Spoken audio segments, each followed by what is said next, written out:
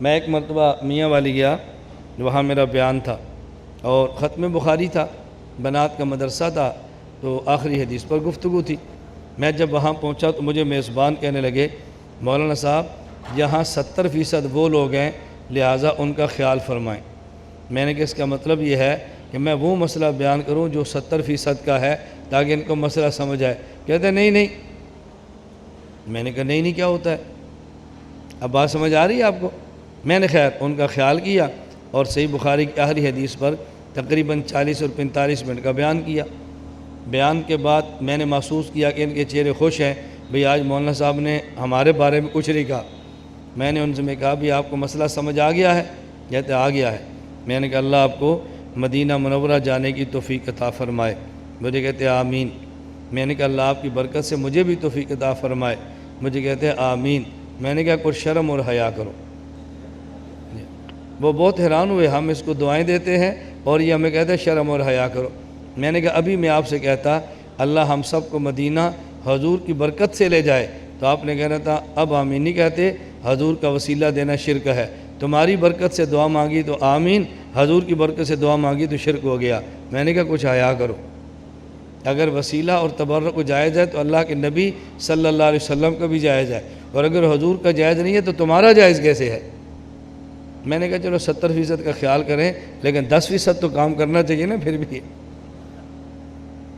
ایک بات پر مجھے بہت تعجب ہوتا ہے، شاید آپ کو ہوتا ہو یا نہ ہوتا ہو، میں بہت ساری باتیں عرض کرتا رہتا ہوں کہ مجھے اس پہ بہت تعجب ہوتا ہے۔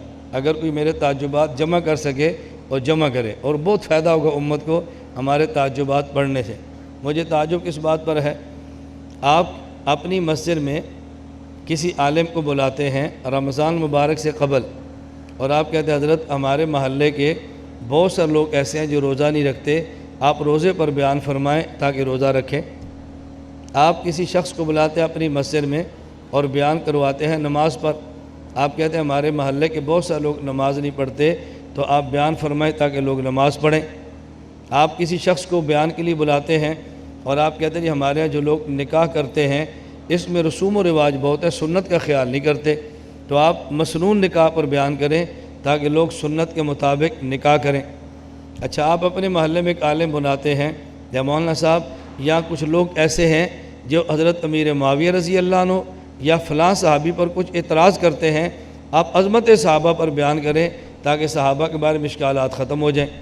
آپ ایک عالم کو بلاتے ہیں یا مولانا صاحب ہمارے ہاں کچھ لوگ قادیانی ہیں، کچھ قادیانی ہو رہے ہیں، ختم نبوت کا مسئلہ بیان کریں تاکہ لوگ قادیانی نہ ہوں اور جو ہوئے ہیں وہ توبہ کر لیں۔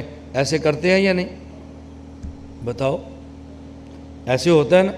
اور جب میں آتا ہوں تو مجھے کہتے ہیں مولانا صاحب یا مسئلہ حیات النبی بیان نہ کریں کچھ مماتی بھی ہیں، یا مسئلہ تقلید بیان نہ کریں کچھ غیر مقلد بھی ہیں، یا فلاں مسئلہ بیان نہ کریں کچھ اہل بدعت بھی ہے۔ میں نے کہا مجھے بہت تعجب ہوتا ہے کہ آپ کے علاقے میں جو مسئلہ ہو باقی علماء کہتے ہیں کہ یہ بیان کریں تاکہ لوگ ٹھیک ہو جائیں، اور مجھے کہتے ہیں یہ بیان نہ کریں تاکہ ٹھیک ہو جائیں۔ باقی سب کو بیان کی اجازت دیتے ہیں کہ وہ مسئلہ بیان کریں جو ضرورت ہے، اور جب مجھے بلاتے ہیں کہتے ہیں آپ یہ نہ بیان کرنا یا دعا وہ بھی ہیں۔ میں نے کہا مجھے اس پہ بہت تعجب ہوتا ہے، ایک ہمارا کیا قصور ہے کہ مولانا صاحب یہ نہ بیان کریں، یہ نہ بیان کریں، یہ نہ بیان کریں، مسئلہ حیات کیوں نہ بیان کریں، دو مماتی بھی ہیں، تقلید کیوں نہ بیان کریں، دو غیر مقلد بھی ہیں، یہ مسئلہ کیوں نہ بیان کریں، چاند اہل بدعت بھی ہے، اور کسی اور کو بلائیں گے مولانا صاحب نماز پر بیان کریں یا کچھ بے نماز ہیں، روزے پر بیان کریں، کچھ لوگ روزہ نہیں رکھتے، یہاں پر سود کا بیان کریں، کچھ لوگ سود کھاتے ہیں، نکاح مسنون بیان کریں، کچھ لوگ رواج کے مطابق کرتے ہیں، نکاح کا سنت کا خیال نہیں کرتے، اور مجھے کہتے ہیں آپ یہ نہ بیان کریں کچھ وہ بھی ہیں۔ مجھے تو بہت تعجب ہوتا ہے، پتہ نہیں آپ کو تعجب ہوتا ہے یا نہیں ہوتا، میری سمجھ سے باہر۔ آپ کو میرا تعجب سمجھ آ گیا؟